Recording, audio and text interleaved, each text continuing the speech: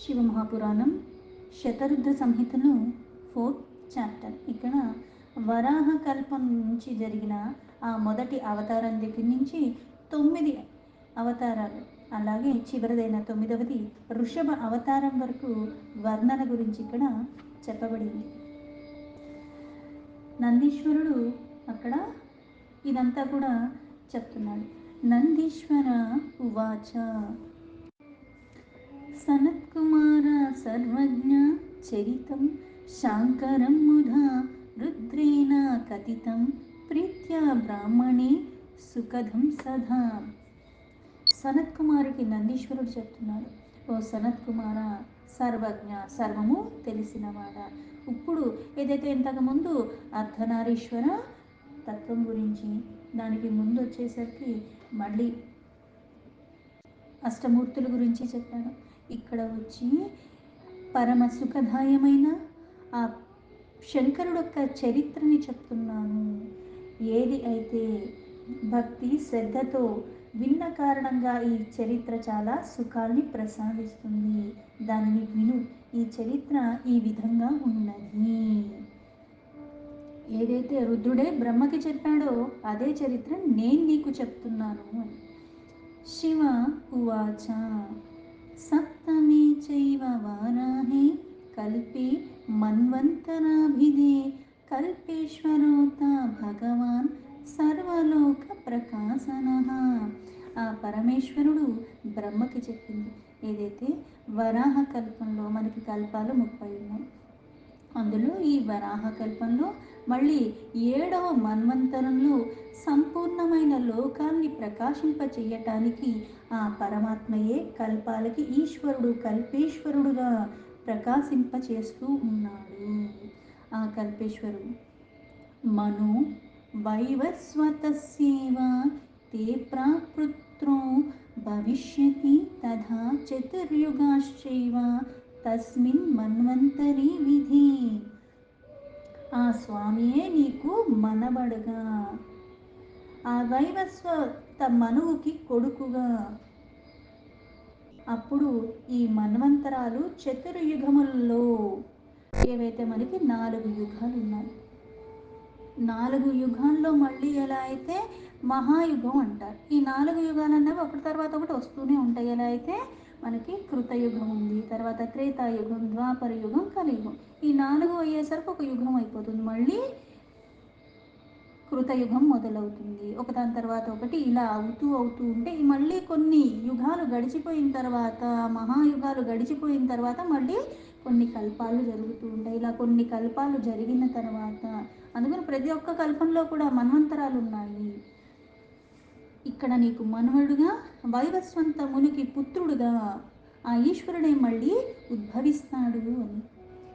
అనుగ్రహార్థ లోకానాం బ్రాహ్మణానాం హితాయ చ ఉత్పత్స్యామి విధి బ్రాహ్మణ ద్వాపరాఖ్యాయుగాంతికే.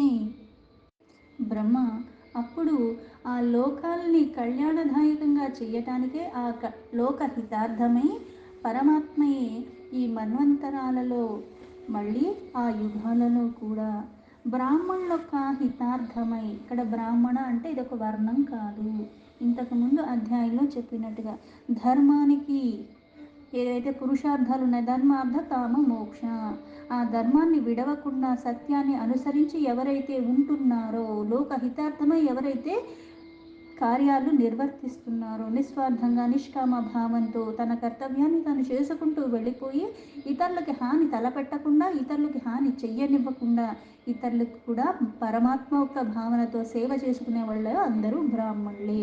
అందుకని అటువంటి వాళ్ళ హితార్థమై ప్రత్యేకంగా ద్వాపర యుగం యొక్క చివరల అవతార రూపాన్ని గ్రహిస్తాను నేనే అని చెప్పాడు.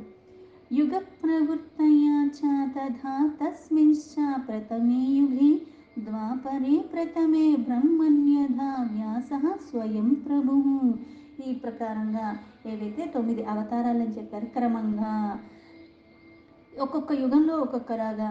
అందుకని ఈ యుగాలలో ప్రథమ యుగము, ఈ చాతుర్యుగాలు ఏవైతే ఉన్నాయో ఆత్మ ఒక్కటే సృష్టికి మూలమైన పరమాత్మ ఎలా అయితే సృష్టి కార్యాన్ని బ్రహ్మకి అప్పగించాడు, అలాగే పాలన కారణాన్ని విష్ణుకి లయము, రుద్రుడికి అప్పచెప్పి ఆ పరమాత్మయే సకలము పరమాత్మమయంగా ఉన్న అన్నిటికీ అధిష్టానమైన ఆ పరమాత్మ లోక హితార్థమై ఇప్పుడు ఆ అవతారాన్ని తీసుకుంటాడు. అందుకే ఇక్కడ ప్రథమ అంటే ఏవైతే యుగాలలో మనకి ఒక మహాయుగం, అందులో 4 యుగాలు ఉన్నాయి.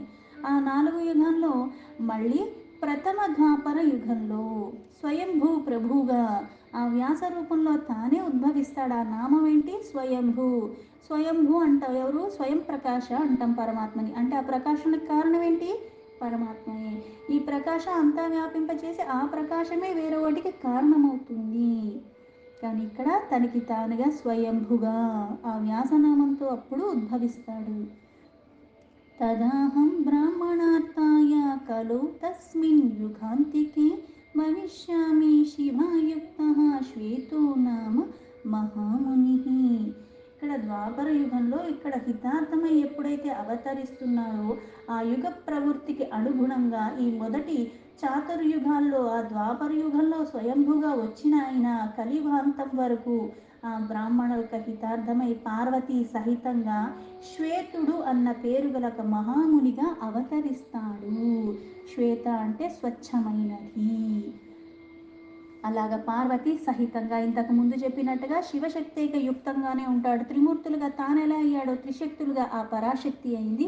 ఇద్దరూ ఎప్పుడే కలిసి ఉంటారు. అందుకే ఇక్కడ పార్వతి సహితంగా శ్వేతనామ మహామునిగా అప్పుడు తను అవతరిస్తాను. హిమవచ్చికరే రమ్యే జాగనే పార్వతోత్తమే తదా శిష్యాః శిఖాయుక్తా భవిష్యంతి విధి మమ. అలాగే ఇక్కడ ఆ సమయంలో పర్వతాల్లో శ్రేష్టమైన చాలా అందంగా ఉన్న హిమాలయాలలో చాగల అన్న శిఖ మీద, హిమాలయాల్లో చాలా పర్వతాలు ఉన్నాయి. ఎలా అయితే హిమవంతుడికి 100 మంది పర్వతాలు కొడుకులు అని విన్నాం.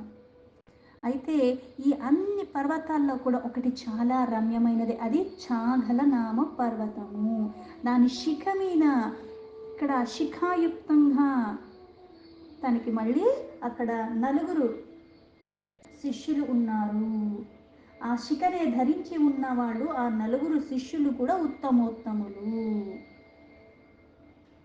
ఈ పర్వతాలన్నిటిలో కూడా విశేషమైనది హిమవత్ పర్వతాలు అయినప్పుడు అందులో కూడా అక్కడున్న ప్రదేశంలో ఉన్న పర్వతాల్లో కూడా ఈ చాగల అన్న నామము చాలా విశేషమైన పర్వతము. శ్వేత శ్వేతశిఖశ్చైవ శ్వేతో తాశ్వః శ్వేతలోహితః చత్వారో ధ్యానయోగక్తే గమిష్యంతి పరం మమ. చాగల అన్న ఏదైతే పర్వత శిఖ ఉందో అక్కడ శిఖాయుక్తంగా 4 శిష్యులు ఉన్నారు. ఆ 4 శిష్యులు ఎవరు? ఇక్కడ శ్వేతుడు, శ్వేతశిఖుడు, శ్వేతాశ్వుడు, శ్వేతలోహితుడు అన్న పేర్లు కలిగిన 4 శిష్యుల్లో ఉత్పత్తి జరుగుతారు. వారు 4 కూడా ధ్యానయోగాన్ని ఆశ్రయించి వాళ్ళు నా లోకాల్లో చేరుకుంటారు.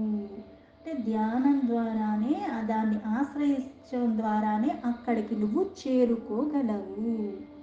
తథో భక్త భవిష్యంతి జ్ఞాత్వా మాం తత్వతో అవ్యయం జన్మ మృత్యు జరాహీనాః పరబ్రహ్మ సమాధయః. ఇక్కడ నా ఒక్క అవినాశ ఒక్క తత్వపూర్వంగా తెలుసుకున్న వాళ్ళు నా భక్తులు. ఎలా అయితే భగవద్గీతలో కూడా చెప్పినట్టు భక్తి శ్రద్ధలో లోపం ఉండకూడదు. చేసే క్రతువులో ఉండొచ్చు, ఉచ్చరించే మంత్రంలో ఉండొచ్చు, అక్కడ మనకి నివేదించే వాటిలో ఉండొచ్చేమో లోపం, కానీ నా భక్తిలో నా శ్రద్ధలో లోపం ఉండకూడదు. శారీరకంగా అంత శక్తితో నేను ఉండలేకపోవచ్చు, కానీ భక్తిలో లోపాన్ని నేను ఎప్పుడూ చూపించకూడదు. పరమాత్మ అవినాశి, నాశనం లేనివాడు, అసలైన ఆ తత్వాన్ని పూర్వంగా తెలుసుకున్నవాడు జ్ఞాని. ఆ జ్ఞానాన్ని ఆశ్రయించిన వాడే అసలైన శ్రేష్ఠుడైన భక్తుడు. అందుకే అటువంటి వాళ్ళేనా భక్తులు. ఈ భక్తులు ఎవరు?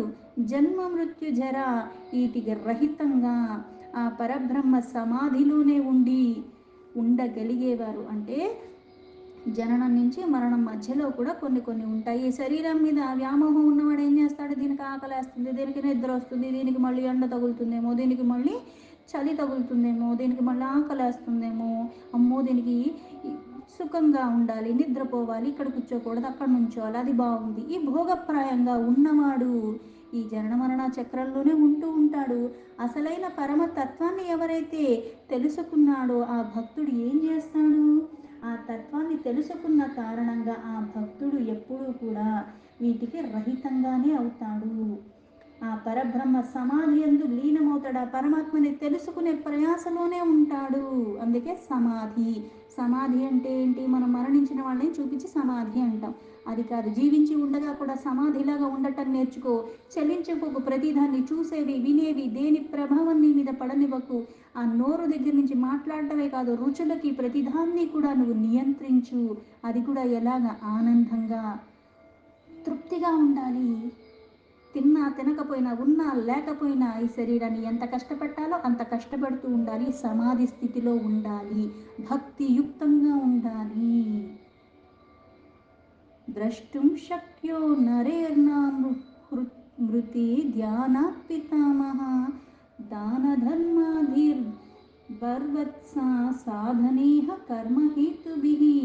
అందుకే ఓ పితామహ అయిన బ్రహ్మ, ఓ వత్స, ధ్యానం కాకుండా మనుష్యులకి దానాల ద్వారా కానీ ధర్మాది క్రతువులు ఇవేవన్నా చూడ ఈ హితకరమైనవే, ఇవన్నీ సాధనలే. అయితే ఉత్తి ఈ సాధనలు చేసినంత మాత్రాన నా దర్శన భాగ్యం కూడా, నా సాన్నిధ్యం కూడా అంత లభించదు. అది అసమర్థతలాగే ఉంటుంది.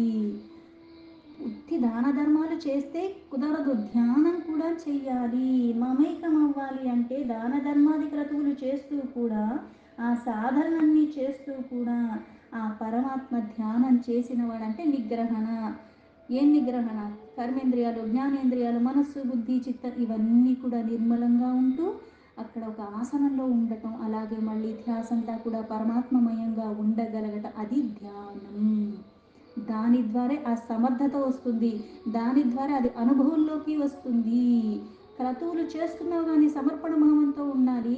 ఆ క్రతువులన్నిటినీ కూడా నియంత్రించగలగటం, చంచలత్వానికి దూరంగా ఉండగలగటం, వికారాలకి దూరంగా ఉండగలగటం, ధ్యానమే ఆ పరమాత్మ యొక్క సాన్నిధ్యానికి నిన్ను తీసుకెళ్ళగలదు. ద్వితీయే ద్వాపరే వ్యాసః సత్యో నామ ప్రజాపతిః యథా తథా భవిష్యామి సుతారో నామతః కలౌ. ఇక్కడ ద్వాపర యుగంలో ఈ సత్యనామ ప్రజాపతి ఉద్భవం జరుగుతుంది. అక్కడ కలియుగంలో సుతార నామ అన్న అవతారం ద్వారా నేను మళ్ళీ గ్రహించి, అంటే ఆ అవతారంలో ఆ యుగంలో ఇలా వస్తాను ఆ నామంతో సుతార. ఇక్కడ ఆ పరమాత్మ అన్నది ఎలా ఉంటుంది? ఎలా అయితే మొదటి ద్వాపర యుగంలో స్వయంభూ వ్యాసుగా వచ్చాడు, అది కూడా హితార్థమై వచ్చాడు, నలుగురు శిష్యులని చెప్పారు. ఇక్కడ రెండో ద్వాపర యుగంలో ప్రజాపతిగా రెండో అవతారం ఈ ప్రజాపతి వ్యాస రూపంలో వస్తాడు. అక్కడ వచ్చి సుతార నామ ద్వారా నామం కూడా ఉంటుంది. తత్రాపి మే భవిష్యంతి శిష్య వేద విధో ద్విజాః దందుభిః శతరూపశ్చ వృషీకః కేతుమాస్తతా. అయితే ఈ ప్రజాపతి వ్యాస రూపంలో ఎప్పుడైతే వస్తాడో సుతారనామంగా, అయితే ఇక్కడ కూడా మళ్ళీ ఈ యుగంలో కూడా ఆ అవతారానికి కూడా మళ్ళీ నలుగురు శిష్యులు ఉన్నారు. ఎవరు? దందువి, శతరూప, ఋషిక, కేతుమాల. వీళ్ళందరూ కూడా ఎటువంటి వాళ్ళు? వేదజ్ఞులైన బ్రాహ్మణులు నా శిష్యులు. ఇక్కడ వేదజ్ఞ అంటే వేదాల యొక్క సారాన్ని, ఆ జ్ఞానాన్ని కలిగి ఉన్నవాళ్ళు. అలాగే బ్రాహ్మణ అంటే ఇది ఒక వర్ణం కాదు. ఇంతకు ముందు చెప్పినట్టు ధర్మార్థ కామ మోక్షాలు ఎన్ని తెలిసినా నువ్వు ఆచరణను పట్టినప్పుడు ఏమవుతుంది? నువ్వు అజ్ఞానివే అవుతావు. ఆ వర్ణం ఎవరికి వస్తుంది? బ్రాహ్మణ అన్నది. అంతలాగా ధర్మానికి కట్టుబడి ఉన్నవాడే అవుతాడు. ధర్మార్థ కామ మోక్ష. ధర్మాన్ని తప్పకుండా ఆ పరమాత్మ మీద భక్తి శ్రద్ధతో ఎవరైతే ఉంటారో వాళ్ళే బ్రాహ్మణులు అని పిలువబడతారు. అటువంటి వాళ్ళు ఈ నలుగురు శిష్యులు కూడా వాళ్ళు నాకు శిష్యులు అవుతారు అని. చత్వారో ధ్యాన యోగాక్తే గమిష్యంతి పురం మమ తతో ముక్త భవిష్యంతి జ్ఞాత్వా మాం తత్వోత్తు అవ్యయం. ఈ నలుగురు కూడా ఎటువంటి వాళ్ళు? వేదజ్ఞ అన్నారు. అయితే ఇక్కడ ధ్యాన యోగం ద్వారా, దాని ప్రభావం ద్వారా నా లోకం వాళ్ళకి లభిస్తూ ఉంటుంది. అందుకే ఆ వ్యయుణ్ణైన నన్ను యథార్థ రూపంలో తెలుసుకుని ఆ పరమసత్యాన్ని గ్రహించి వాళ్ళు ఏమవుతారు? ముక్తి పొందుతారు. తృతీయే ద్వాపరే చైవ యథా వ్యాసస్తు భార్గవః తదాప్యహం భవిష్యామి దమనస్తు యుగాంతికే. అలాగే మూడో ద్వాపర యుగంలో ఆ చివరిలో భార్గవ అన్న ఆ వ్యాస రూపంలో వస్తాను. అలాగే ధమన అన్న నామంతో, అంటే ఇక్కడ ఒక్కొక్క వ్యాసుడు ఉంటున్నాడు, అలాగే ఈ ఒక్కొక్క అవతారం ఉంటుంది. ప్రజాపతి అన్న వ్యాసుడు ఉంటున్నాడు ముందు, ఇప్పుడు మూడో దాంట్లో భార్గవ అన్న వ్యాసుడు ఉంటున్నాడు. ఇక్కడ మళ్ళీ ధమన అన్న పేరుతో అవతారాన్ని గ్రహిస్తాను అని చెప్పాను.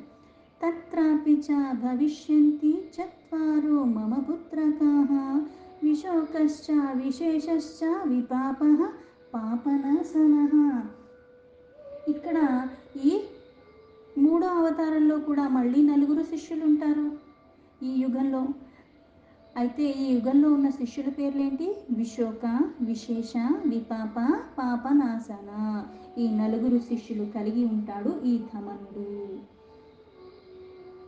శిష్యేహ సహాయం వ్యాస్యస్య కరిష్యతే చతురానన నివృత్తి మార్గ సుదృఢం వర్తయిష్యే కళావిహ.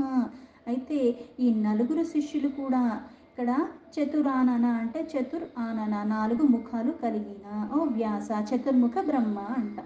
అందుకే ఇక్కడ కలియుగంలో ఈ నా శిష్యుల నలుగురు ఎవరైతే ఉన్నారో వ్యాస సహాయత ద్వారా వాళ్ళు ఏ మార్గంలో ఉంటారు? నివృత్తి మార్గంలో చాలా దృఢంగా ఉంటారు.